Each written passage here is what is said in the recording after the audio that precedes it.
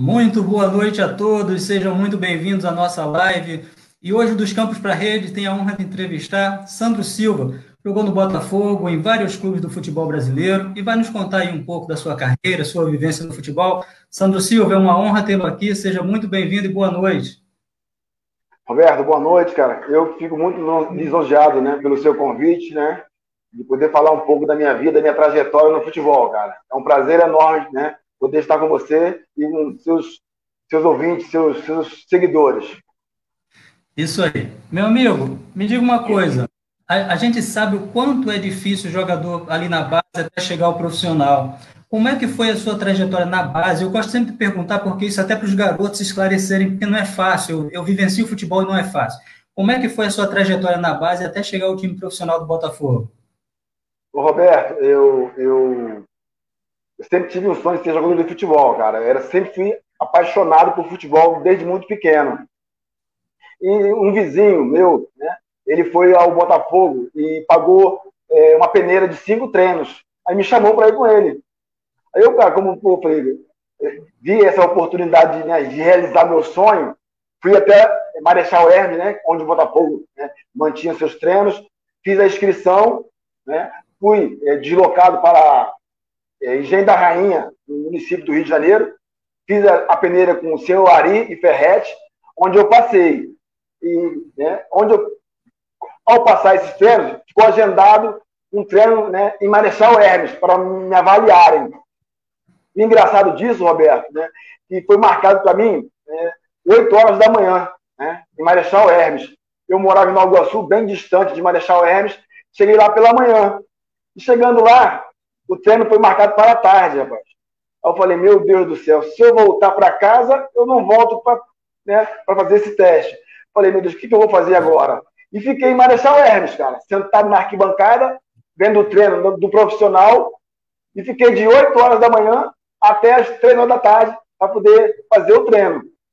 E engraçado também nesse dia, cara, porque eu não tinha tanta malícia, né? Eu fui com o meião do Flamengo, rapaz, preto e vermelho.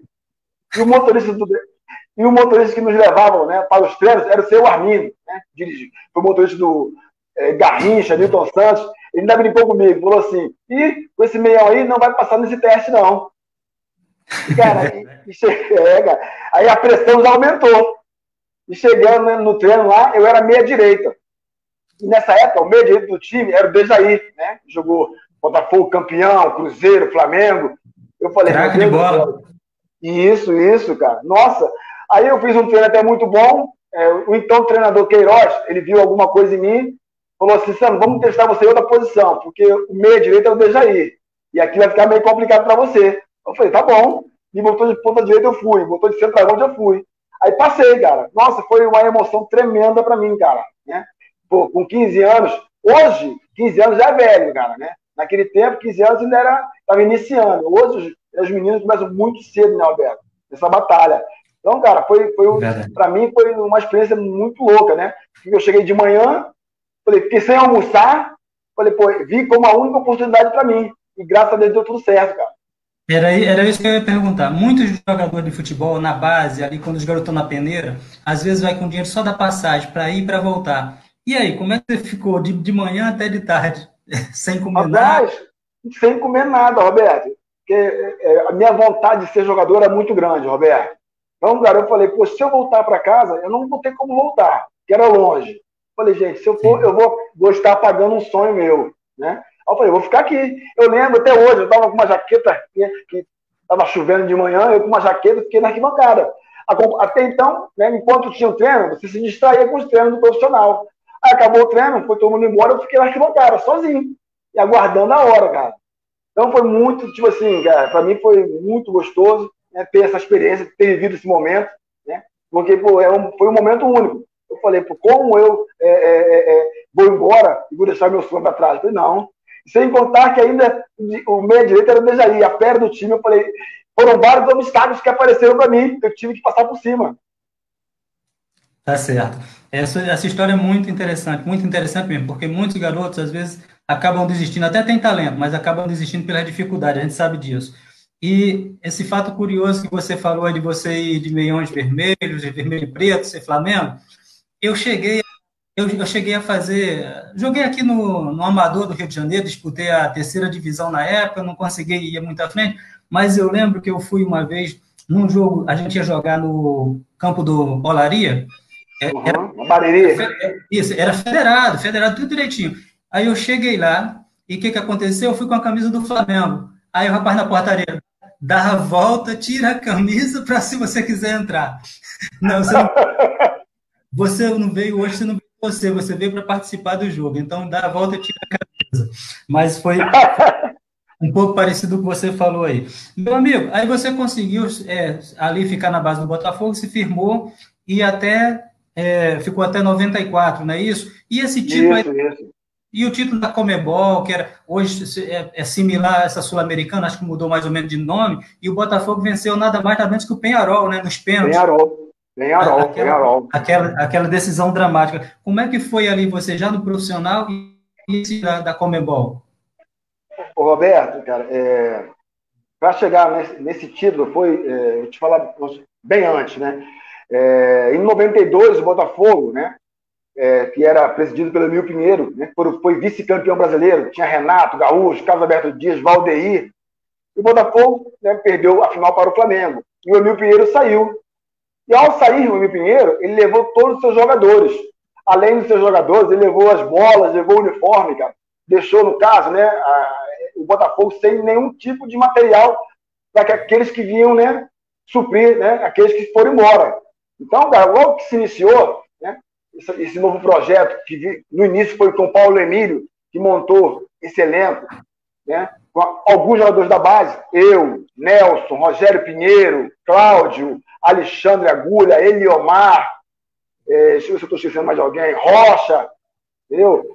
Trouxe outros jogadores de São Paulo, foram Simval, Eliel, Heraldo, Suélio, o goleiro Carlão de Londrina, e conseguimos fazer uma base.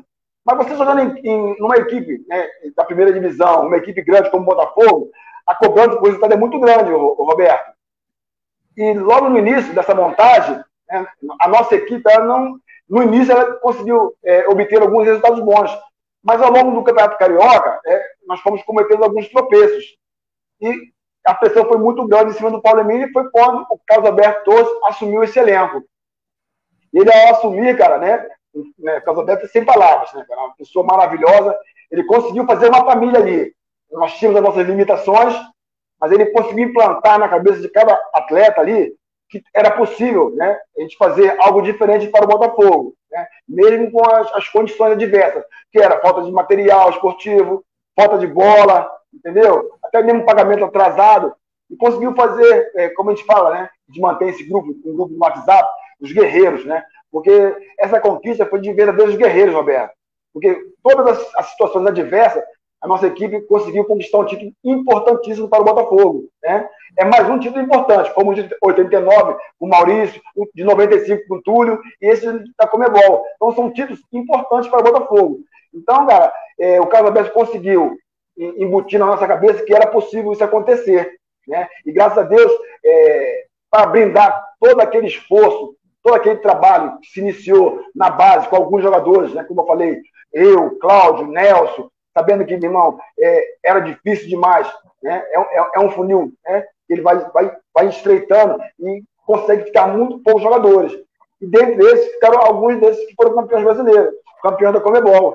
Então foi uma batalha. Eu particularmente, na Comebol não tive participação muito efetiva. Não joguei. Porque veio o Simval, veio o Eliel, eu perdi espaço até por deficiência minha mesmo.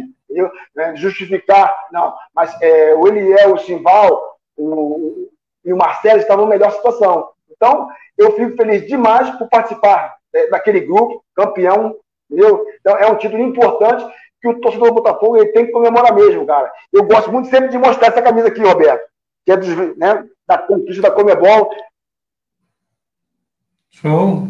Show de bola. Então foi uma conquista muito importante para o Botafogo e para aqueles jogadores que iniciaram na base, juntamente com aqueles que vieram de fora. China, Perivaldo, Carlão, Eliel, Simval. Se eu não me engano, esse foi o último título internacional do Botafogo. Com certeza, foi isso. Desde lá para cá não teve mais. Não teve mais. Não. Com o Jair Ventura até fez um papel até bem na Libertadores, mas não conseguiu avançar, não conseguiu chegar lá para decidir nada. Roberto, eu não tenho assim a exata certeza, mas eu acho que esse é o único título internacional do Botafogo, cara. Eu acredito que, até depois a gente pode ver, mas na época do Garrincha e Pelé, né, tinha um título sul-americano, aqueles torneios, mas assim, um título de relevância, porque isso aí hoje é similar... No Maracanã ainda? No Maracanã contra o Peñarol, cara? Contra um time de muita tradição, Peñarol, muita tradição no futebol sul-americano. Mas show de bola. E aí vocês ganharam o título e logo em seguida, no ano seguinte, né, em 94, você acaba saindo do Botafogo. Por que motivou essa saída assim tão rápida? Logo, ganhamos 93, 94, foram contratações, o grupo ficou muito inchado, como é que foi? Ô Roberto, mesmo ganhando essa Conmebol, essa equipe que foi montada assim, às pressas, com a saída do Emil Pinheiro e levando esses jogadores, no Campeonato Brasileiro, esse elenco não conseguiu bons resultados, cara. Entendeu? Foi quando, né, assumiu o Montenegro, o Botafogo, né, fez algumas contratações, né, chegaram Túlio, Mauricinho, e eu particularmente, fui perdendo espaço, né, porque chegou Túlio, chegou Mauricinho, chegou outros grandes jogadores. E eu perdi o espaço. Aí me apareceu a oportunidade de ir para o Mojimirim. Né? Eu fiz um jogo. Eu fui emprestado para o América em 94, né, disputei o Campeonato Carioca, né, fiz um campeonato Carioca muito bom.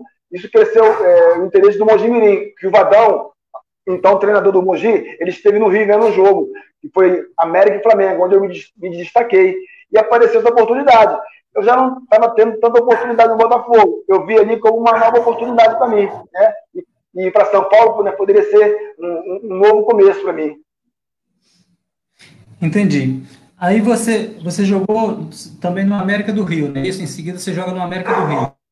E aí pergunta, costumo fazer, eu até entrevistei o Moreno, rapaz. Moreno, cracaço do América, e do Willian, que também passou no América. Grandes jogadores, o América teve muitos jogadores a nível de seleção. O que você me diz? Você jogou no América e o América foi um dos times grandes do futebol brasileiro, né? Que disputava ali um pouquinho mais atrás, em 80, 78, 82 e tal. O América batia de frente com os grandes do futebol brasileiro. Eu pego vários tapes, eu gosto de assistir o Canal 100, aquele antigo Canal 100 que passa aqueles jogos memoráveis. E o América fazia campanhas maravilhosas. Aí, você que vivenciou isso, saiu do Botafogo e foi jogar no América. O que aconteceu, na sua opinião, que esses times como América, Bangu, que eram tão tradicionais, caíram tanto? O América hoje está na Série B do Campeonato Carioca há muito tempo, não tem projeção assim de disputar nem a Série C, nem a Série B do Campeonato Brasileiro. Por que essa mudança tão radical, Sandro? Ô, Roberto, tipo assim, pra gente é até difícil a gente encontrar, tipo assim, culpados para esse momento do América, cara. Eu tive essa felicidade, esse prazer de jogar no América, cara. Eu consegui pegar o América ainda lá na Tijuca, né? Eu ainda brinquei, eu tive no Rio, brinquei até que eu fui lá ver um treino hoje em Edson Pass, eu tive no América com os amigos, eu falei, poxa, eu joguei lá onde Dom jogou, no Andaraí, cara. Então, eu acho que é má administração, Roberto, entendeu? Um time de tradição, conhecido mundialmente como América, chegar a essa situação é falta de profissionais capacitados. Entendeu? Eu costumo falar, até bem, vejo muitos clubes, além do América, nessa mesma situação. Clubes que tiveram uma situação de destaque no brasileiro, né? E até mundial, chegar a essa situação. Eu acho que, tipo assim, as leis tinham que ser mudadas. Se eu assumo um clube, eu tenho que ser responsabilizado pelo clube. O que eu vou deixar, né, para o clube, ao final do meu mandato. Eu tinha que ter um gasto limite. Então, o cara entra no clube, deixa a dívida, vai embora. Entra outro, deixa a dívida, vai embora. E assim vai acumulando. Aí, quando você vai ver, é uma dívida enorme, né, que o clube não consegue sanar. E um clube como a América, cara, está nessa situação, para mim é muito triste. Mas eu tenho um carinho enorme, eu vivi 5 meses no América maravilhosos, cara, no Andaraí, né? Na cidade, né? No município do Rio ali, né? Do samba, da capital do samba, né? Na Tijuca, eu tive esse prazer de fazer parte do América ainda no Andaraí. Eu morei ali pertinho, morei em Vila Isabel e joguei algum tempinho ali no Andaraí, no campo do Andaraí. Inclusive, um fato que me marcou muito, no dia da morte do Ayrton Senna, no domingo, a gente estava disputando um campeonato amador naquele estádio, o estádio do Andaraí, que hoje não tem mais, hoje agora é o shopping Um Iguatemi, shopping. é um Então, shopping, cara, né? Mas aquele lugar ali tem muitas boas recordações para mim também. Era é que eu falo para você assim, até triste eu, quando eu vou ao Rio, eu gosto, né? Eu fui ao América, eu fui a Edson Pass, mas o América não tem história em Edson Pass. A história do América é no Andaraí, entendeu? Poxa, é até triste você ir tipo assim, você até para sentir uma energia, né? Pô, eu estive aqui, joguei aqui, eu não tenho nem como contar mais isso. Eu fui no América em Edson Pass. Hoje é o América, mas não tem aquela relevância legal. Com certeza. O Carlos Alberto, ele interage com a gente, ele é lá de Goiás, ele tem um projeto lá, que é um dos Caraíbas, e ele projeta jogadores para o futebol. Se eu não me engano, o Michael passou por lá, o Michael que está no Flamengo, acho que passou no projeto do Alberto. Ele te manda um abraço, fala que você é boleiro, um grande abraço para esse boleiro aí. Mas Um abraço, cara. as pessoas estão começando a interagir com a gente, show de bola. Mas, Sandro, deixa aqui a gente adiantando. Te perguntei aqui, você no América, quando você sai do América, você roda vários clubes do Brasil até encerrar sua carreira. Quais foram os clubes que você assim mais teve destaque nesse período, quando depois você saiu do América? E você foi vice-artilheiro de campeonato, você teve algumas passagens bem interessantes. Conta pra gente aí, meu amigo.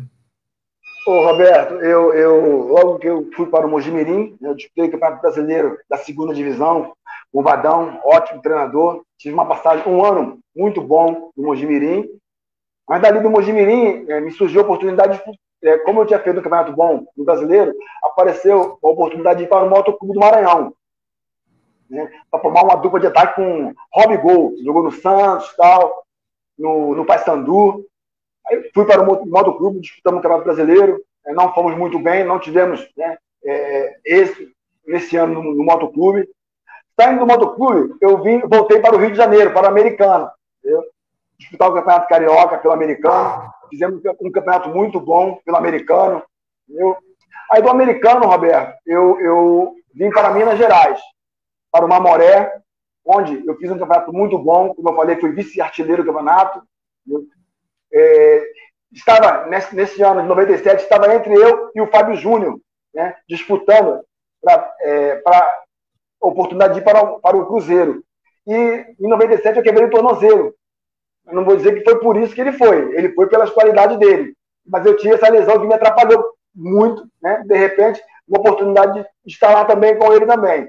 Mas essa lesão me atrapalhou, mas eu virei que seguiu. Aí do Mamoré, eu vim para o Social de Coronel Fabriciano, 98. Aí em 98 eu fui para a Caldense e para o Joinville. No Joinville, Roberto, eu tive uma passagem assim, cara, muito... Eu vi que era um momento muito bom para mim, um clube grande, em Santa Catarina, né? Só que chegando lá, o treinador era até o Bonamigo. Rapaz, coisa que nunca aconteceu comigo. Eu joguei 2 jogos, os 2 jogos, Roberto, eu fui expulso, cara. Eu falei, mentira, isso não está acontecendo comigo. Joguei o primeiro jogo, a minha estreia, fui expulso com 15 minutos. Aí o Bonamigo me afastou do time, me afastou não me levou mais nos jogos, né? O Pingo, que é da cidade lá de Santa Catarina, de Joinville, ele estava lá, né? Ele foi lá me visitar, aí ele deu uma entrevista na rádio, né? Falando de mim, porque eu estaria fora do time. Aí o Bonamigo me levou de novo no jogo, esse jogo era contra o Figueirense, era semifinal do campeonato. Eu entrei, cara, e fui expulso de novo, Roberto. Eu falei, mentira, isso é pegadinha do Faustão, cara, não acredito. Então, eu fiquei tão desiludido que eu pedi para ir embora. Que eu já não tinha mais cara, Roberto, de ficar lá no Joinville. Aí do Joinville, eu voltei para Minas Gerais, para Caldense. Da Caldense, né, disputando o Campeonato Mineiro, eu fui para o CRB. Antes de ir para o CRB, eu fui para o Rio Branco de Andradas, onde eu fui vice-artilheiro de novo, né? Fizemos um campeonato muito bom, ganhamos do Cruzeiro, empatamos com o Atlético, né? Foi um time muito bom no qual eu joguei também. Aí dali eu saí para o CRB, né, para disputar o Campeonato Brasileiro de 2001. Né? Também tive um time muito bom, o treinador era Roberval Davino, treinador muito bom também, tinha um elenco muito bom, jogadores muito qualificados, Paulo Roberto, jogou no Fluminense, Paulo Renato, que era goleiro do Olaria, Marquinhos Paraná, foi volante do Cruzeiro, jogava de lateral direito desse time do CRB. Aí do CRB, eu voltei para Minas Gerais, para o Rio Branco de novo, fizemos outra campanha maravilhosa, mas não cheguei a ser artilheiro de novo lá. Aí de lá eu fui para o União Barbarense, onde eu fiquei até 2003, onde eu encerrei minha carreira. Tá certo. Você falou aí de esse giro que você deu pelo Brasil. O Rogério Uberaba foi ex-jogador, jogou no Goiás, em vários clubes, e outro dia ele também deu uma entrevista para a gente. Ele hoje é treinador de futebol. Ele está buscando um espaço, até estava para ver se acertava com o Toledo. Deus abençoe que ele consiga aí uma vaga de treinador. Ele fez estágio no Flamengo, fez estágio em vários clubes, e ele está mandando um abraço. E nosso bate-papo aqui bem legal. O Rogério Uberaba também foi centroavante. Jogou em vários clubes do Brasil. E aqui a gente tem também o Jonatas aqui, e ele faz uma pergunta aqui. Destes clubes menores, de qual você mais gostou? Porque às vezes a gente se identifica mais com o clube. Você começou no Botafogo, mas aí você passou por vários clubes. Pergunta dos menores. Tirando o Botafogo é o carro-chefe. Qual clube que você mais se identificou na sua carreira, Sandro? Roberto, eu tive algumas passagens por esses clubes. A gente fala menor, né, pequeno, em relação ao Brasil, mas dentro dos seus estados são clubes de grande relevância, como o CRB, entendeu? Como o Motoclube no Maranhão, como o Rio Branco de Minas Gerais, que era dirigido pelo Cláudio Turati, presidente. Nossa, é uma ótima pessoa. Cara, eu não consigo falar um só, né? Eu passei pelo CRB, né, de Alagoas, onde nós fizemos uma campanha maravilhosa. Não subimos, até mesmo acho que o elenco nosso era muito curto. Porque o Campeonato Brasileiro, Roberto, é muito complicado. Eu falo que acho que ele é muito mais complicado do que o da primeira divisão. Por que eu falo? Porque você vai jogar em campos ruins demais. A televisão não mostra muito esses jogos. Hoje até mostra, Roberto, mas antes não mostrava tanto. Né? Como você tem uma ideia, eu fui jogar contra o Náutico, nos aflitos, rapaz, eles pintaram o vestiário e fecharam as janelas, não abriam. Entendeu, Roberto? Então, são times, cara, onde eu passei que foram para mim, foi o CRB de Alagoas, foi onde eu deixei muitos amigos, né? Tive uma passagem muito boa, onde eu desempenhei um futebol bom. O Rio Branco de Andrade também, onde eu passei por 2 vezes, por 2 anos lá, onde eu fui vice-artilheiro. É um clube que eu guardo no meu coração, entendeu? O América, cara, que eu não posso de maneira nenhuma dizer, porque é uma história no futebol, entendeu? Depois do Botafogo, eu falo assim, o América no meu coração, entendeu? Então, o América, o Rio Branco e o CRB foram times que eu guardo, assim, que eu tenho lembranças muito boas. Maravilha. E você, nesses times todos, pode falar. Não, é o Rogério, foi o Cláudio de Goiânia. Rogério Uberaba, isso. Não, Roberto, eu falo assim, hoje nós precisamos de treinadores que tenham conhecimento do futebol. Eu não sou contra os professores, né, de faculdade, mas o futebol hoje, na minha visão, ele está perdendo muita essência, porque pegam professores, o que o professor vai ensinar lá na base para um aluno, se ele nunca bateu numa bola, Roberto? Na base, eu brigo aqui e falo que tem que ser pessoas que passaram dentro do campo para ensinar. Porque uma pessoa que não jogou futebol, como é que eu vou ensinar uma criança a bater de peito de pé, a cabecear? Então, hoje, estão limitando muito os espaços dos ex-atletas.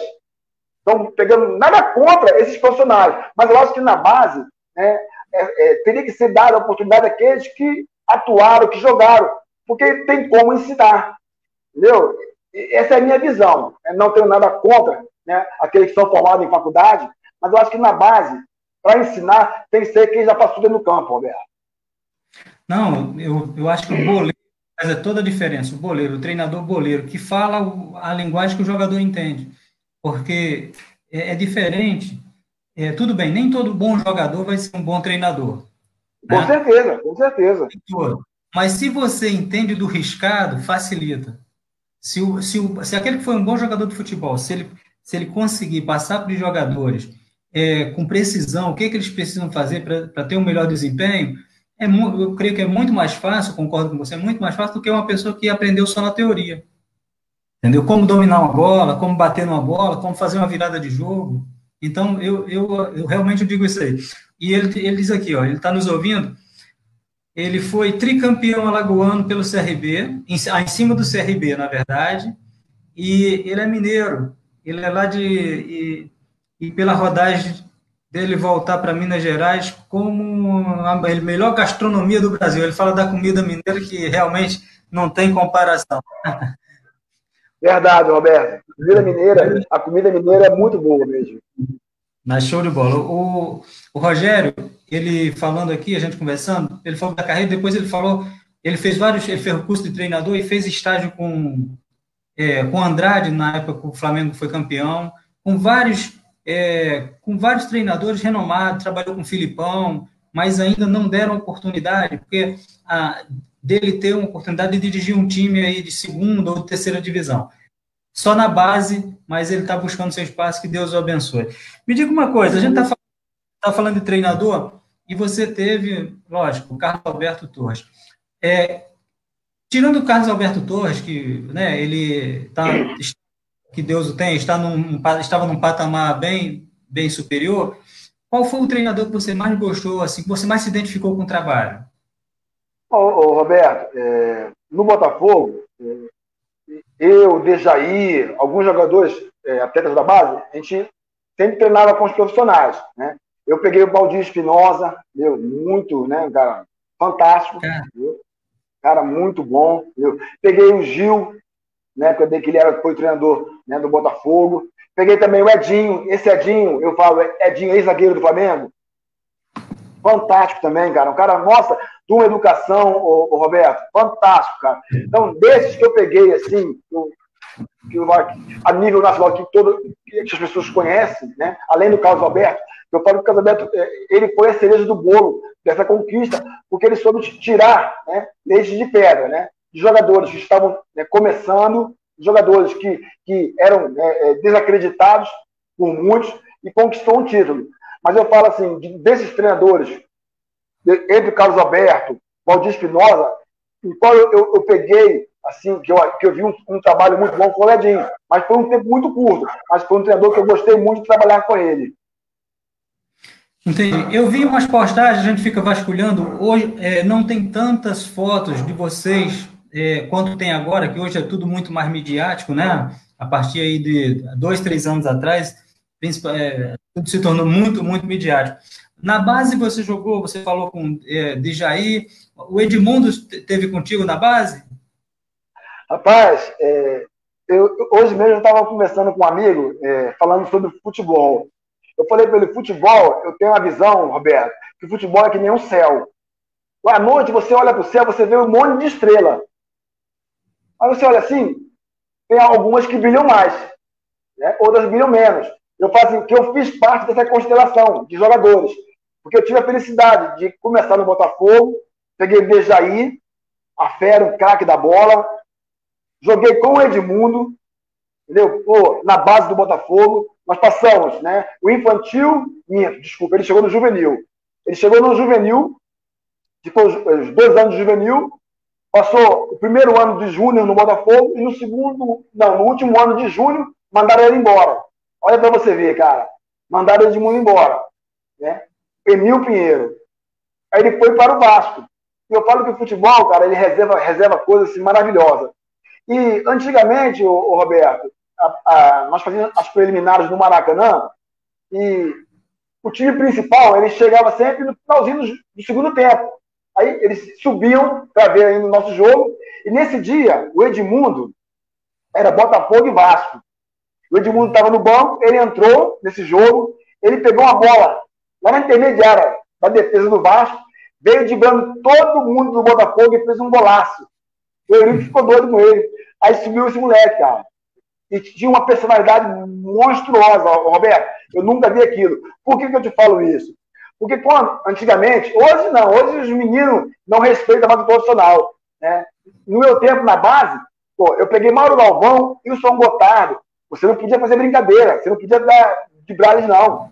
Eles vinham no nosso meio. O Edmundo, o Roberto, ele era abusado, já desde muito cedo. Ele ia para cima dos caras, os caras batiam nele. Eu lembro que quem sofria muito com ele é o Milton Cruz, que hoje ele ainda é auxiliar no São Paulo. Milton Cruz ficava doido com ele, faltava sair no braço com ele, porque o Edmundo sempre é um cara muito habilidoso e audacioso. Eu falava assim, não, rapaz, não faz isso não vai para cima dos caras, não.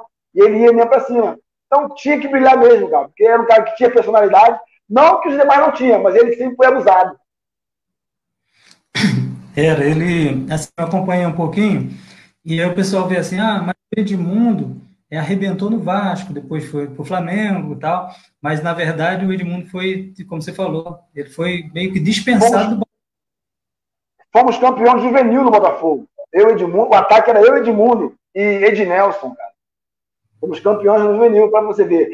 Olha como é que é o futebol. Aí dispensa um jogador desse tamanho como Edmundo. Olha para você ver. Isso aconteceu com muitos jogadores que o Botafogo perdeu por não ter, de repente, um trabalho na base melhor olhado, Roberto. Né? Verdade. E aí, com certeza, quem dispensou o Edmundo está com a dor na consciência até hoje, se estiver vivo. Muito grande, rapaz. Muito grande. Porque, pô, caiu na sua conta. Fala assim, nossa, perdemos o Edmundo. Quem dispensou? Foi o fulano de tal. Olha pra você ver. Pois é. Me diga uma coisa, Sandro, o que acontece? A última seleção brasileira, que eu assim considero que era uma seleção, um timaço mesmo, que tinham vários craques, foi a de 2006. Não ganhou o título, mas a última seleção que eu vi no papel que tinha vários craques foi 2006. A gente tinha ali, ó, só para a gente lembrar, Ronaldo, Adriano, Kaká, Ronaldinho Gaúcho, Robinho, Juninho Pernambucano, era uma seleção um timaço. Hoje todos seriam titulares disparados nessa seleção aí e com muita folga. E aí, hoje a gente vê que o Brasil tem, uns até falam assim, Neymar dependência, o Brasil depende de Neymar. Se Neymar não vai bem, o Brasil não vai bem. Temos bons jogadores, mas não temos craques. O Brasil não revela mais craques como revelava até 2000, não revela, isso é a realidade. No teu entendimento, por que a gente está com essa deficiência para revelar craques? Bons jogadores até tem, mas o craque. Hoje a gente não vê um nível do Ronaldinho Gaúcho, do Kaká, a gente só vê o Neymar e olha lá. O que você acha que está acontecendo para essa situação? Roberto, na minha visão, né, eu comecei agora esse trabalho na área do futebol, nas escolinhas, e eu converso muito com outros profissionais, né, que já estão há algum tempo na minha frente. Eu vejo, Roberto, que os empresários estão atrapalhando muito hoje o futebol. Por que eu falo isso para você, Roberto? Você pega hoje, não vou te dar um exemplo, um jogador hoje com 14 anos, 15 anos, 16 anos, já está no profissional. Você acha que ele está preparado, está formado já? Eu, na minha visão, acho que não. Entendeu? Porque são queimadas etapas. Né? Eu falo para você porque hoje, conversando com um profissional, né, que tem um trabalho voluntário no Rio, e trabalha com o Jorginho, né, um projeto de show de bola, hoje não se faz mais coletivo, Roberto.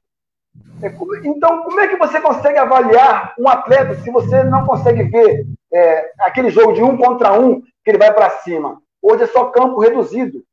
Então, aí você vê que hoje qualquer jogador que tenha força, ele se iguala. A técnica foi preterida. Porque hoje você não tem, na base, você não treina mais. Então, é só campo reduzido. Então, se você não tem trabalho fundamentais para esses novos atletas que estão surgindo, como é que você vai cobrar que ele cabeceie bem? Como é que você vai cobrar que ele bata bem de perna direita, de perna esquerda? Eu vou te dar um exemplo claro, Roberto. Quando o Paulo Emílio assumiu o Botafogo em 93, ele mandava nós chegarmos meia hora antes para fazer paredão, Roberto. Isso já no profissional, para você aprimorar o seu chute. Entendeu? Hoje, você... Não vou falar que são todos os clubes, mas acho que hoje, como eu falei, faltam profissionais na base para trabalhar os meninos. Entendeu? Hoje, além de ter profissionais bons na base, né, os empresários não dão tempo para esses atletas. Eles estão queimando etapa. Vai aparecer um ou outro. Eu vou te dar outro exemplo, que eu falei isso hoje com um amigo. Cara, na minha época, na base, todos os clubes que eu enfrentei, eu vou te dar alguns nomes, jogaram na seleção. Eu peguei um Flamengo no juvenil, no júnior, que era Roger, que agarrou no São Paulo, o lateral direito foi Mário Carlos, pouca relevância, Rogério, Júnior Baiano, Piá, Marquinhos, Fabinho, jogou no Cruzeiro, Marcelinho, Nélio e Djalminha. Olha para você ver, eu falei 10 jogadores de talento num time só. Hoje você só consegue, se conseguir, você achar 2 jogadores no time, de qualidade, de muita qualidade. Então é muito pouco. Hoje você não vê. Hoje você vê, aí a gente fica nessa dependência do Neymar, de um jogador. Poxa, eu vi Romário, vi Giovani, pô, eu vi Renato Gaúcho, eu vi um time, um elenco. Aí você vê uma seleção dependendo só do Neymar.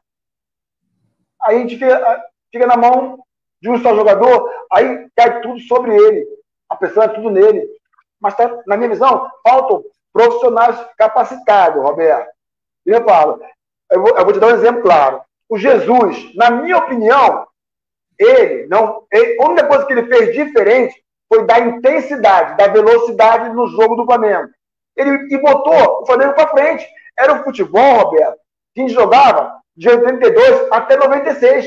Que você vê em 96, você tinha um ataque com Adriano e Ronaldo.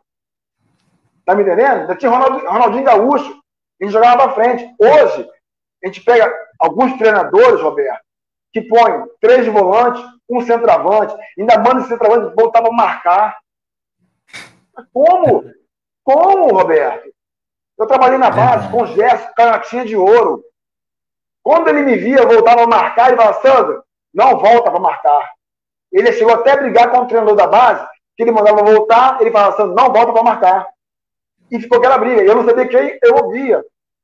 Como é que aí é a mesma coisa hoje, se você reparar, no Vasco, o Thales Magno é um talento. Mas hoje ele tem que atacar e tem que voltar lá na linha de fundo para marcar. Então aí você perde um talento. É o que está acontecendo hoje, na minha visão. Faltam jogadores e faltam profissionais, treinadores capacitados. Aí você pega, vou te dar outro exemplo, desculpa, eu vou até me estender. No Atlético Mineiro teve aquele Dudamel, esqueci o nome do treinador. Ele foi jogar a Copa do Brasil contra Afogados, ele botou 3 zagueiros, Roberto, para jogar contra os Afogados na Copa do Brasil. Poxa, será que era nos Afogados? Nada, né? Maior respeito aos Afogados. Mas será que lá tinha o Messi? Você jogar com 3 zagueiros? Verdade. E os Afogados eliminou o Atlético e foi eliminado pela Ponte Preta. Né? Mas, cara, assim, quando você entra, né, na minha visão, você entra com 3 zagueiros, você está entrando com medo, Roberto. Isso, para outra equipe, é uma motivação. Isso na minha visão. Posso estar errado, entendeu? Por exemplo, com 3 zagueiros, eles estão com medo de perder. Então, vamos para cima. Nós já temos um não. Então, vamos em busca da vitória, do sim. Eu acompanho algumas peneiras, algumas bases aqui do Rio, de vez em quando, e o que acontece? Às vezes aquele garoto que é arisco, que é ousado, como o Edmundo era, até tem esses garotos que às vezes jogam, ficam brincando, que realmente dá balãozinho, dá caneta, mas quando eles vão fazer isso na categoria de base, eles são reprimidos. Não pode. Então, o garoto, às vezes, que tem um diferencial que é o drible, que é aquela malandragem do futebol que a gente via tanto, o Robinho das pedaladas, hoje a gente quase não vê. A gente não vê improviso. Então, o garoto, ele é tolhido. Não, você tem que pegar, tocar, fazer o básico. Não é só o básico. Eu acho que isso contribui também para tirar a essência do futebol brasileiro, que era o improviso, era o drible, é a caneta. Às vezes, você dá um drible, o cara que é meia, que joga ali na meia, às vezes ele dá um drible, ele mata todo o outro time. Numa bola, ele puxa um contra-ataque, às vezes, mas aí o garoto na base é treinado só para pegar e tocar, na hora de driblar ele vai ficar tímido, vai acabar. Então tem muitas coisas, mas eu concordo com você que realmente precisa de profissionais na base. Para fazer o garoto, ali na base, mas eu acho que ele tem que dizer para o garoto, meu amigo, olha só, o futebol, você que foi jogador, o futebol, acho que você vai passar para o garoto, olha, na hora de partir para cima, parte para cima. Vai no mano a mano, é você, é contigo mesmo. Você tem que ter sua, sabe, personalidade e resolver. Porque se o garoto só aprende a tocar de lado e finalizar, ele às vezes pega a bola no mano a mano e vai querer tocar para alguém, né? E aí, como você falou, o Edmundo pegou uma bola, desculpa te cortar, o Edmundo pegou uma bola lá na intermediária e veio driblando todo mundo. Você, tá bom, ele poderia ter perdido a bola? Poderia, mas ele fez um golaço. Então, isso que falta também no improviso, drible, aquela essência do futebol brasileiro. Mas me diga uma coisa, Sandro, se você quiser comentar alguma coisa sobre isso, fica à vontade. Não, é verdade o que você falou. E depois que você parou, você falou que está aí com os projetos. Qual é o seu trabalho no futebol exatamente? Conta aí pra gente. Roberto, eu parei de jogar, né? Eu tinha um empresário no qual ele me agenciava, ele tinha uma indústria aqui, eu trabalhei nessa indústria dele por 5 anos, e me apareceu essa oportunidade de trabalhar na escolinha do Acesita Futebol Clube, aqui da cidade, com o Daniel Bola Cheia, que é uma pessoa conhecida, né, no futebol brasileiro, dentro da base, né, ele sempre está disputando esses torneios que tem Gazetinha, o brasileiro de infantil, ele sempre disputa, ele mantém aqui alguns núcleos. E ele me convidou para trabalhar com ele, cara.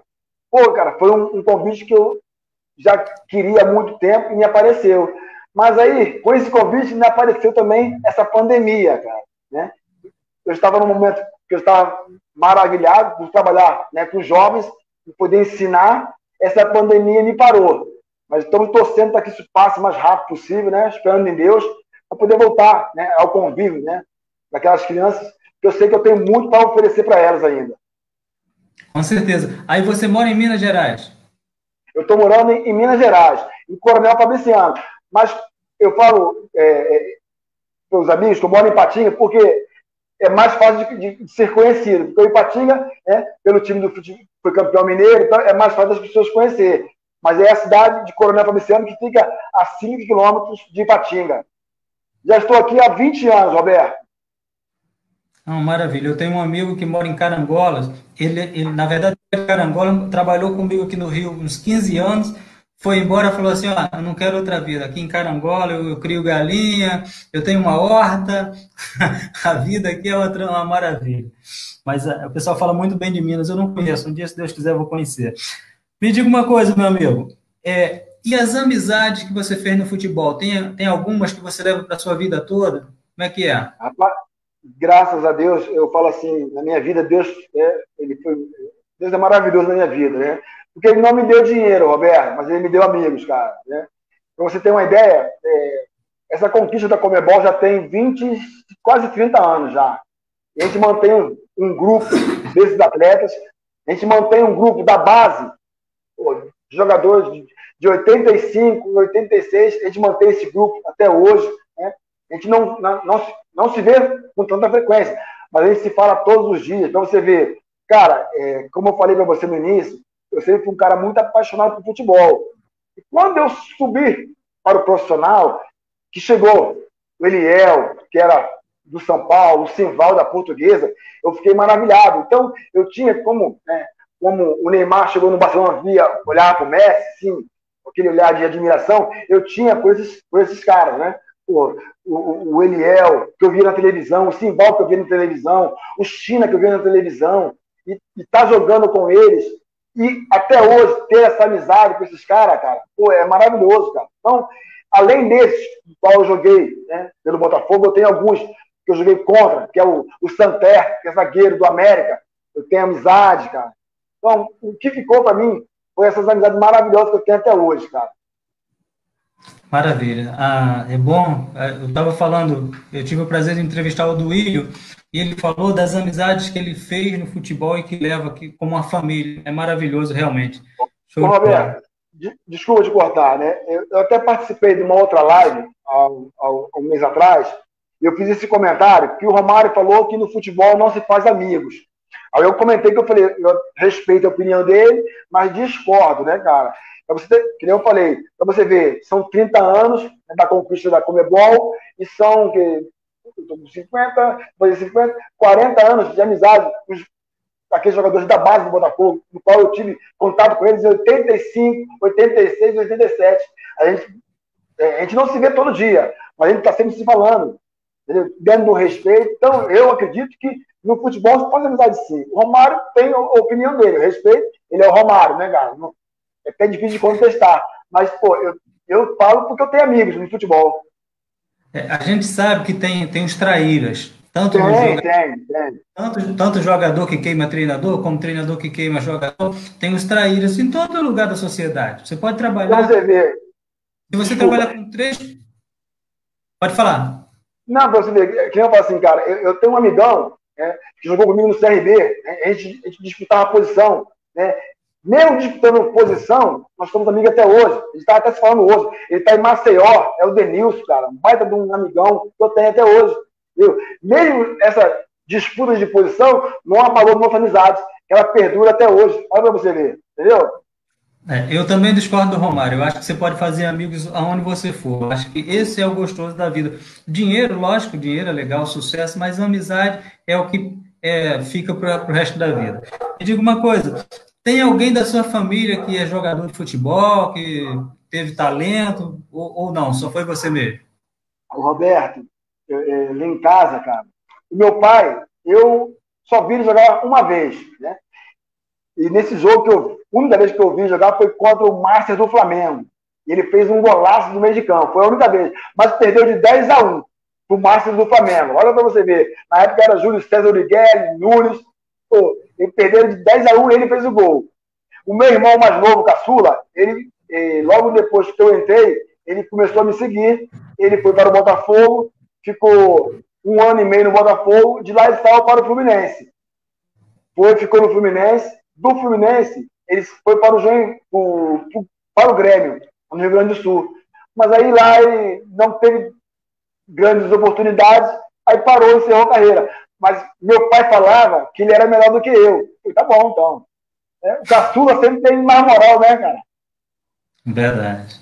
Tá certo. Me diga uma coisa, falando um pouquinho de garotos de novo, aí a gente tem, ó, PP lá no Grêmio, né? Gabriel Veron, Patrick de Paula e Gabriel Menino no Palmeiras, Thales Magno e agora o Thales Magno e o Igor Catatal no Vasco, Matheus Babi no Botafogo. Essa garotada aí tá surgindo agora.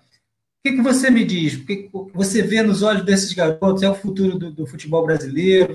Ou é fogo de palha, não vai muito longe? Mas o que você vê nesses garotos aí, Orlando? Ô, Roberto, então eu vou te falar. Quando comecei no Botafogo, o meu sonho, Roberto, era vestir a camisa do time principal. Jogar no time principal do Botafogo. Hoje, né, esses atletas que estão nesses clubes, se você perguntar a qualquer um deles na base, o que você quer? A maioria vai falar, eu quero jogar na Europa, eu quero jogar com o Messi. O meu sonho, né, daqueles com qual eu vivi aquilo, Roberto, para você ter uma ideia, que nem eu falo, no Botafogo, Roberto, a gente não tinha uma diretoria que valorizava a base. Eu vou te dar alguns exemplos. Nós íamos jogar, né, jogos, muitas das vezes, os pais empresários, é o que bancava a alimentação. Tá me entendendo? Aí você via que nós fazíamos jogos de igual para igual com o Flamengo, que tinha uma seleção, que era Djalminha. Pô, o Flamengo chegava naquele ônibus de 2 andares, os caras tudo agasalhados. Aí, isso é se impor, Roberto. Olha assim, meu Deus do céu. Mesmo com todas as nossas dificuldades, nós fazíamos jogos muito bons. Então, nós tínhamos sonhos de jogar no time principal. Eu mesmo, que de repente, não tenha tido tanto sucesso, eu realizei o meu sonho, Roberto. No meu primeiro jogo como profissional, eu fiz um gol contra o Americano. Então, eu realizei o meu sonho. Se você perguntar, né, para alguns da base, eu não estou falando hoje, o Babi, não. Eu estou falando alguns jogadores, eles querem ir para a Europa. Em primeiro lugar, eu vejo, eles têm que entender o que é o clube, viver o clube. Né?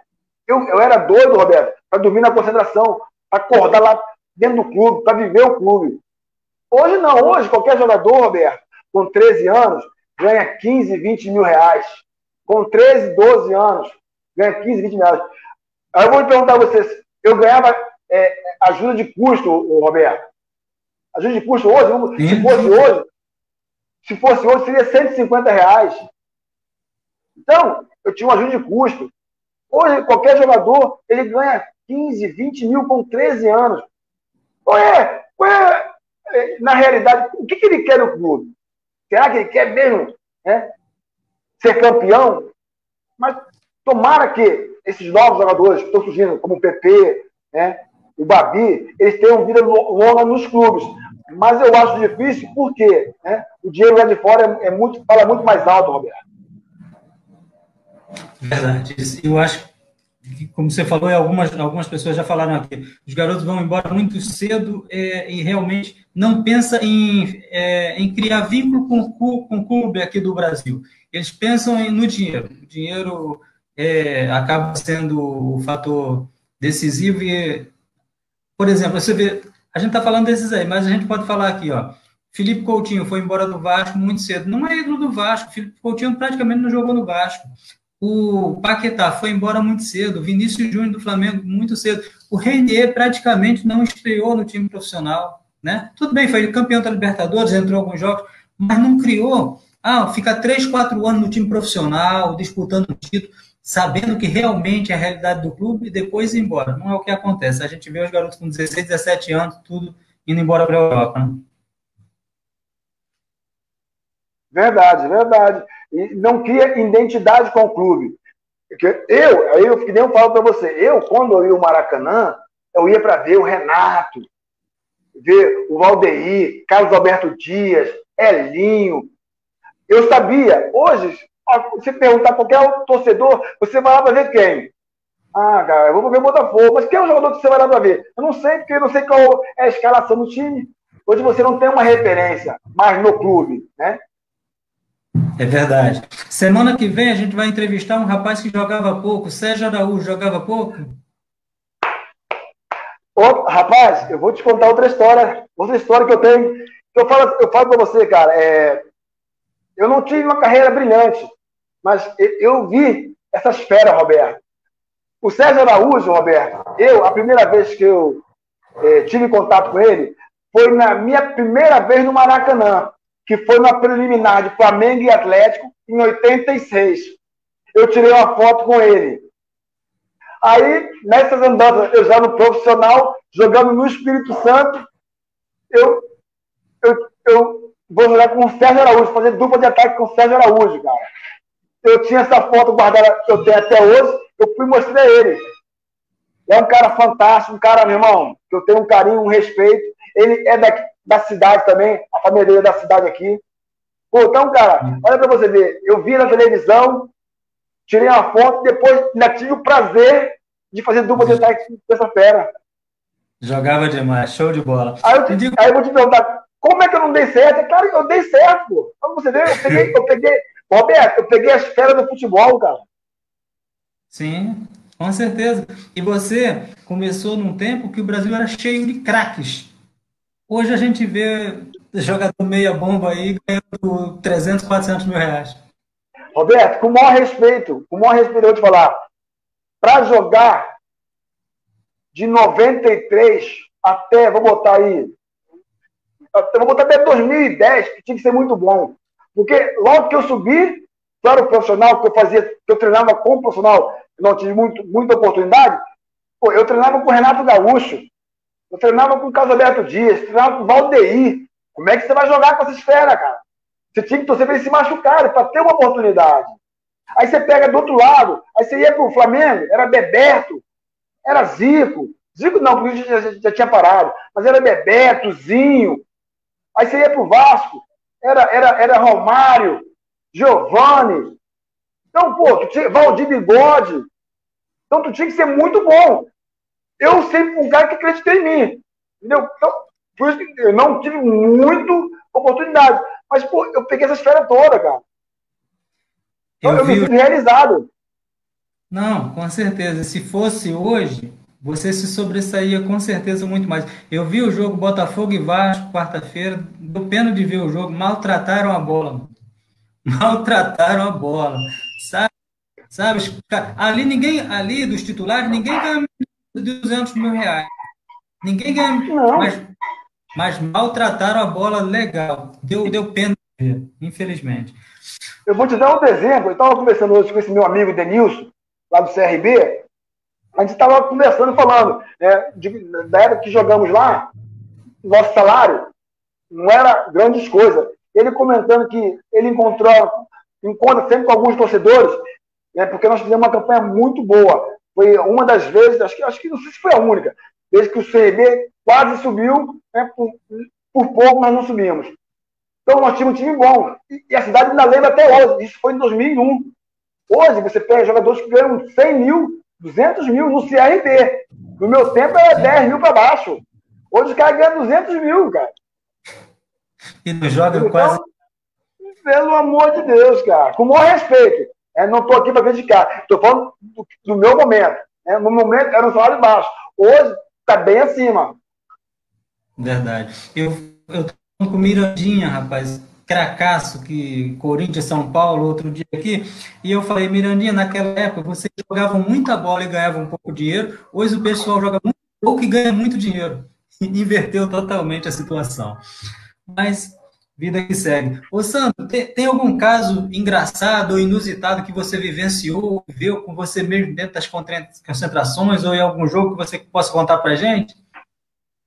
O cara, teve no Botafogo, uma vez no Botafogo, Roberto, no meu último ano de júnior, cara, e até hoje, né, eu ganhei o apelido de Chico Virilha, porque eu fui bater um escanteio, Roberto, coloquei a bola na marca para bater o escanteio, eu dei 3 passos para trás, né, e eu não sei se hoje ainda eles continuam com aqueles PM, com um cachorro dentro do campo. Na hora que eu dei 3 passos para trás, o cachorro mordeu minha virilha, Roberto. Se eu não estou preparado com uma sunga legal, eu teria tido problema, Roberto. Aí até hoje, né, alguns amigos que eu tenho no grupo do Botafogo, eles só me chamam de Chico Virilha, né? Pergunta se o cachorro morreu, cara. Olha, falar em cachorro, na nossa live aqui, é live caseira, então meu cachorro tem aqui um vira rapaz. Ele estava aqui latindo ali fora, então ele também apareceu na nossa live. Depois, quando a gente for ouvir, você vai ver o Hulk, o nome do meu cachorro é Hulk. Eu ouvi, ele queria participar, Roberto. Ele adora, mas eu falo para ele, fica quietinho, mas ele gosta. Me diga uma coisa, Sandro. A gente sabe o quanto é difícil, a gente até falou isso no início, um jovem chegar ao time profissional. Muito difícil mesmo. E o futebol tem o glamour, mas também tem as suas dificuldades, a sua sofrência, como a gente fala. Por exemplo, às vezes você joga e não recebe o salário, passa 2, 3 meses para receber o salário, contusões graves, críticas às vezes exageradas da torcida, do treinador, do pessoal da imprensa, que às vezes as críticas são bem-vindas, mas às vezes são muito mal colocadas. Fica à vontade. Não, é minha filha aqui falando comigo aqui. Sem problema, se quiser um minutinho, pode atender. Não, tranquilo. Pode seguir. Então a gente sabe que o futebol tem o glamour, mas também tem os seus perrengues. O que você falaria para os garotos que estão lá na base, não, eu quero ser jogador de futebol, vou tentar ser jogador de futebol. Qual o recado dessa garotada aí que pretende ser jogador? Ô, Roberto, eu falo o que eu vivi, né? É acreditar no seu sonho. Né? Eu costumo falar para minha filha que o ser humano sem sonho, ele não chega a lugar nenhum, porque ele não tem direção. O meu sonho, né, que eu acredito que seja igual desses que estão na base, é o de ser um atleta profissional. Entendeu? E eu tinha esse sonho comigo. Batalhei, como eu falei para você, eu cheguei no Botafogo, em Marechal Hermes, para treinar 8 horas da manhã, e o treino foi às 15 horas. Eu fiquei 8 horas sem comer. E fui para o treino, porque era a única oportunidade que eu tinha, de repente, de ter uma vida melhor. Então, cara, esses jovens têm que acreditar nos seus sonhos e trabalhar, Roberto. Porque sem trabalho você também não chega. Não adianta você só sonhar. Você tem que sonhar e trabalhar. E acreditar que isso pode acontecer. Entendeu? Entendi. É, você, no caso, no seu caso, você foi, por exemplo, você veio de Nova Iguaçu para Marechal, com pouco dinheiro, teve esse problema de chegar de manhã e o treino só ser à tarde, você ficar lá, aquela situação toda. Mas teve alguém, uma pessoa específica que te ajudou na tua carreira? Não, você não vai desistir, olha, essa pessoa aqui foi o meu pilar para eu seguir. Teve alguém que te ajudou? Ô, Roberto, o primeiro de tudo, meu pai, cara. Meu pai, ele, cara, alguns amigos aí do Botafogo até hoje lembram dele porque sempre me acompanhou, acompanhava todos os jogos, estava comigo, né, em todos os momentos bons, e momentos ruins que eu tive, né? Eu tive 2 lesões sérias, quebrei o tornozelo esquerdo, depois quebrei a perna direita, meu pai sempre presente. Hoje ele não está mais entre a gente, mas primeiro foi meu pai, cara. Foi a pessoa, né, que sempre acreditou em mim, né? Estava sempre comigo nos meus momentos. A minha mãe, né, que eu falo que sempre também, né, foram as 2 pessoas, né, primordiais na minha vida.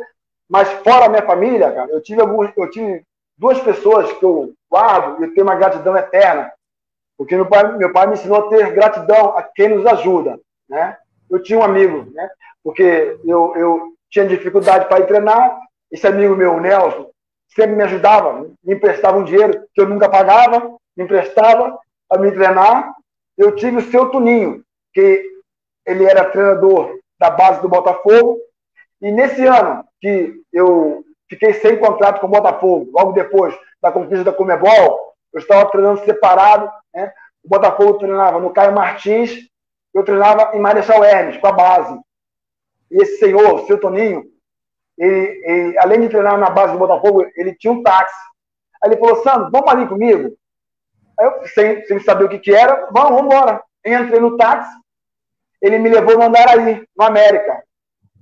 Me levou no América, me apresentou lá ao treinador da época, que era o seu Rossi, e logo depois foi o Gaúcho, que foi o zagueiro do Vasco, que assumiu o América. E me levou lá para me treinar. Eu treinei, fiz um treino com eles gostaram e eu assinei com o América. Então, por que eu falo para você? Eu, de repente, naquele momento que eu estava no Botafogo sem contrato, poderia ter sido, né, um fim precoce para mim. Eu estava desanimado, treinando separado. Essa pessoa, que eu tenho um carinho enorme, seu Tuninho, né? Vou até mandar um beijo pro seu Tuninho, me pegou, me botou no carro dele e me levou no América, cara. Onde eu fiz um campeonato maravilhoso no América, Roberto. Cara, eu fiz jogos maravilhosos. Dentre esses jogos foi, né, contra o Flamengo, que o Vadão estava no Rio e me pediu a minha contratação.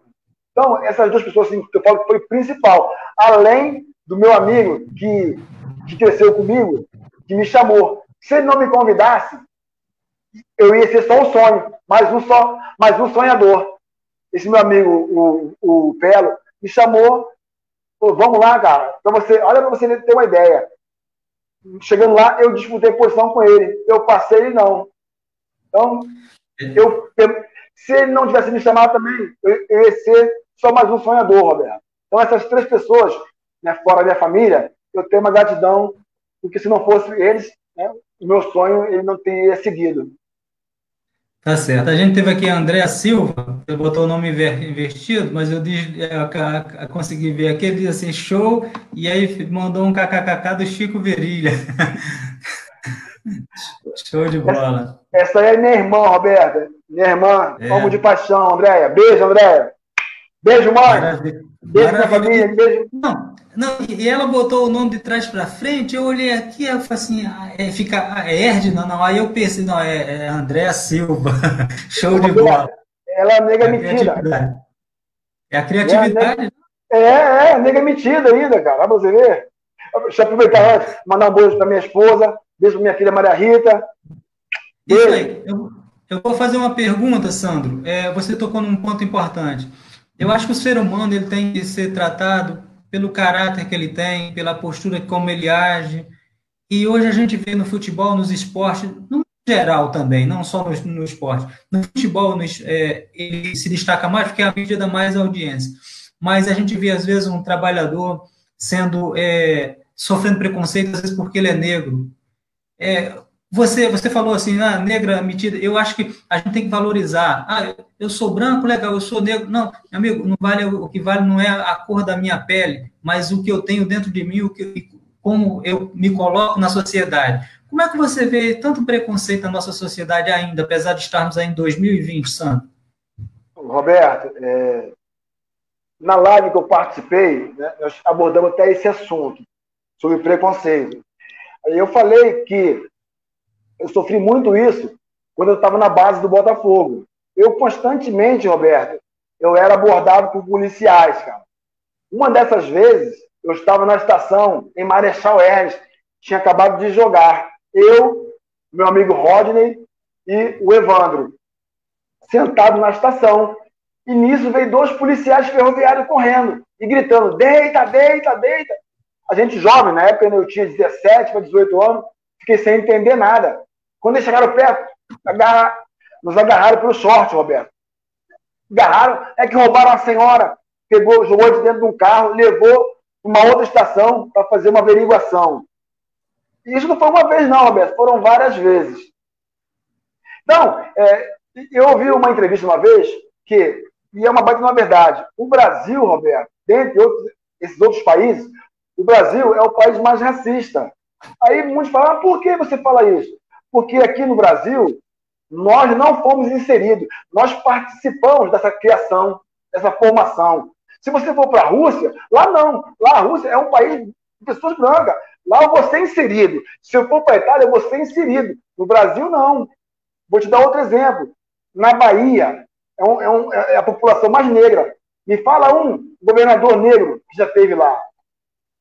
Não, eu tive alguns amigos, né? E um desses foi o Geraldão, que jogou no Cruzeiro, jogou no Paris Saint-Germain. Ele foi meu treinador. Ele falava para mim, Sandro, brincando, em tom de brincadeira, mas falando a verdade. Falava, Sandro, negrão, tem que andar bem arrumado, andar cheiroso. Sabe por quê? Vão falar mal. Mas é melhor falar mal porque você está bem arrumado, está cheiroso, do que falar mal de você. Então, cara, eu falo para minha filha, o preconceito sempre vai existir, Roberto. Agora, eu tenho que ser uma pessoa que tem respeito por outra pessoa. Eu tenho que saber o que eu estou falando, eu tenho que saber me posicionar. Entendeu? Para que, de repente, eu consiga inibir esse preconceito. Então, porque hoje, você vê, né, nos Estados Unidos, policial matando negro por muito pouco. Você vê no Brasil, né, outro xingando outro de macaco. Então, hoje está muito evidente. Até porque hoje tudo é gravado. Então, antigamente tinha, mas não era tão divulgado porque não tinha tantas essas mídias. Hoje não. Hoje o que você fala aqui de um negro, caiu na internet, acabou. Eu sofri demais a abordagem policial no Rio, Roberto.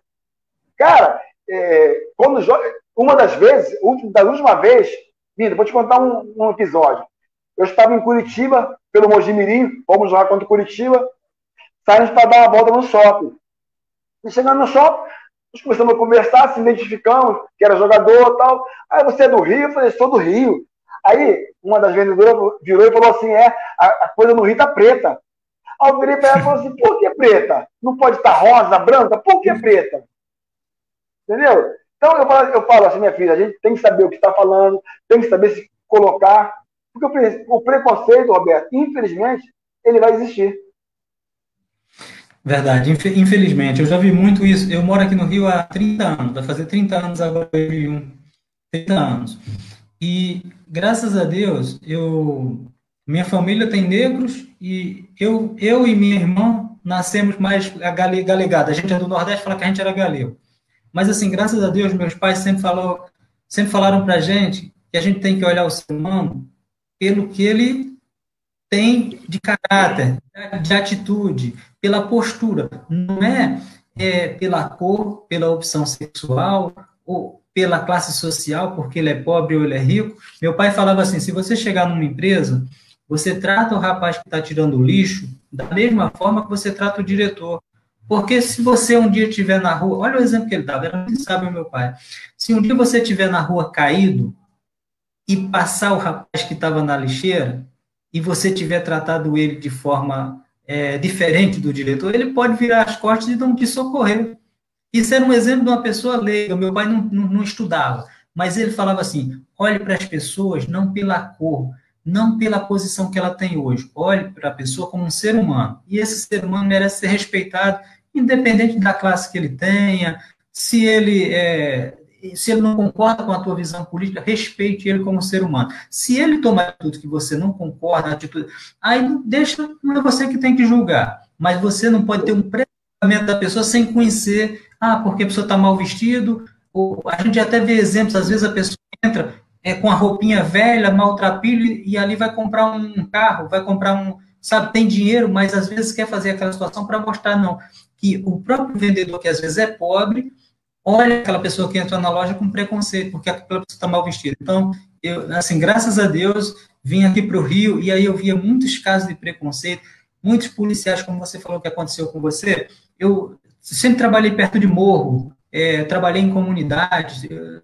A gente pobre, a gente morava nas comunidades, nas favelas, como você falou, e eu convivia muito, eu jogava bola dentro das favelas, jogava bola dentro da Mangueira, jogava bola em Parada de Lucas, e a gente via muito as abordagens policiais, quando era uma pessoa, um garoto negro, totalmente diferente.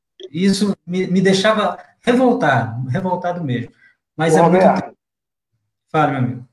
Eu vou te falar, nessa situação, como eu te falei, cara, eu quando jovem, eu tive, assim, acesso a 3 famílias que eu falo que me receberam de uma forma, assim, maravilhosa. Famílias brancas, né? Uma que foi a família da Dona Sônia, do seu Onésio, que eu, quando bem jovem, né, meu pai tinha o seu trabalho, a gente não tinha muita coisa, mas essa família tinha uma condição muito boa, e sempre, todos os eventos que tinham lá, eles me convidavam para ir, sempre me tratavam com a igualdade. Eu nunca sofri nenhum tipo de diferença, né, entre o filho dela, o que ela, né, nesses eventos que eu ia, nessas festas que eu ia com eles, o que ela dava para o filho dela, ela dava para mim. A outra foi a dona Helena, mãe do meu amigo Ginho. Pô, eu ia para a casa deles, porque eu morava muito longe de Marechal Hermes, então eu aproveitava essas famílias que moravam perto para ficar lá, me recebiam muito bem. Então, eu sofri muito preconceito, mas nenhum desses preconceitos me abalou, porque eu tinha um alicerce muito bom, Roberto, graças a Deus. Pô, eu ia para a casa da dona Diva, a mãe do Dejaí, que morava perto do campo, me tratava maravilhosamente bem. Agora, quando você não tem um alicerce, né, que te dá uma estrutura, você é muito fácil ser derrubado por essas coisas. A mim, todo tipo de preconceito nunca me abalou, Roberto. Eu até digo, não, hoje tudo é bullying, mas a mim nunca me abalou. E olha que eu sofri muito. Eu vou lembrando, uma vez voltando de São Paulo, eu e meu amigo Sidney, eu estava no fundo do ônibus, Roberto. O policial entrou 2 policiais. Ele entrou, passou pela primeira fila, foi lá no último, que era eu, e me revistou. Nesse dia eu não aguentei, eu virei e falei, mas por quê? Só a mim. Aí ele ficou assim meio sem graça. Por quê? Porque você passou lá pelo primeiro e não revistou, veio direto a mim. Ele não soube nem me explicar. Outra coisa que eu vou te falar, o preconceito é muito da parte dos próprios negros também, Roberto. Também, com certeza. Entendeu? Os policiais negros, ele quando te aborda, ele te aborda de uma forma diferente, cara. E olha que é negro. Infelizmente. Meu amigo, tem algum assunto, Sandro, que você queira colocar, que eu não perguntei, não abordei? Tem algum assunto que você queira falar? Fica à vontade. Não, cara, poxa, para mim tá sendo muito gostoso. Espero que, né, que as pessoas estejam gostando desse bate-papo, cara. Porque a gente vai lembrando, assim, esporadicamente das coisas, né? A gente grava as coisas para falar e na hora vai esquecendo. Então, pô, eu voltar a falar, cara, um lugar que eu queria ter tido uma oportunidade melhor, que eu falei, foi no Joinville, Roberto. Lá eu cheguei com indicação do Pedro Rocha, falecido Pedro Rocha, e, tipo assim, decepcionei ele, né? Queimei, né, uma indicação que ele fez, que eu cheguei lá com toda a pompa possível lá, cheguei para jogar, e esses 2 jogos que eu fiz lá, eu fui expulso. Até hoje eu não consigo entender o porquê disso. Onde eu falei, pô, aqui vai ser um novo recomeço. Joinville, dentro de Santa Catarina, é um clube de tradição. Eu estava precisando voltar, né, para a mídia, né, voltar a ser foco. E lá eu, infelizmente, cara, até hoje não entendo, foi é, os 2 jogos que eu fiz, 2 expulsões. Foi as únicas 2 expulsões que eu tive na minha vida, ao longo de 10 anos como profissional, foi essas 2 expulsões que eu tive. É brincadeira, rapaz? Às vezes, um pequeno detalhe, de repente o teu psicológico, emocional, de repente você queria muito mostrar o teu futebol naquele momento e às vezes a gente foi com muita sede ao pote, acabou no calor da partida sendo expulso, né, Sandro? Aconteceu, meu amigo, né? Mas assim, o papo foi super bacana, super interessante mesmo. A gente está chegando aí para finalizar. Se você lembrar de alguma coisa que quiser falar, não, se não quiser, eu vou te agradecer. E, assim, mandar um beijo para tua família. Vi aqui a tua irmã interagindo com a gente, a Andréia. Mandar um beijo para toda a sua família, que, assim, que Deus abençoe, que passem por essa pandemia aí, que o Papai do Céu proteja e que a gente possa estar mais forte depois da pandemia. Ô, Roberto, cara, eu te agradeço de coração por essa oportunidade, a oportunidade das pessoas, né, me conhecer ainda mais, né, porque a gente não foi uma estrela que brilhou muito, mas fomos uma estrela dentro dessa constelação. Então, eu quero te agradecer por essa oportunidade, fiquei muito agradecido, né, por ter a oportunidade de falar com você. Quero poder, né, falar, né, da minha vida foi muito bom, né, e aproveitar esse momento para mandar um beijo para minha mãe, mandar um beijo, né, para minha esposa Irene, mandar um beijo para minha filha Maria Rita, meu filho Pedro Henrique, para minha mãe que está me assistindo lá com certeza, né, junto com a minha irmã interagindo, meu irmão Júnior, Marcelo, é muita gente. Então, se eu for estender mais, eu vou esquecer de gente. Então, eu vou ficar só nesse seleto grupo, cara. E a você, eu tenho que te agradecer por essa oportunidade, Roberto. Tá certo. A gente vai compartilhar a live aqui no Facebook e vai postar amanhã ou até segunda-feira lá no YouTube, no canal dos Campos para a Rede. Aquele canal dos Campos para a Rede. Tem as entrevistas lá. Está dando retorno agora.